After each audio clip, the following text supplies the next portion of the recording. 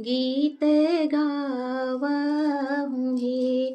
बैठहूँ भैया चौपड़िया मंगल गीत गावहूँ हे। गाई भी भाभी गाई भी गाई के सुनाए बहे।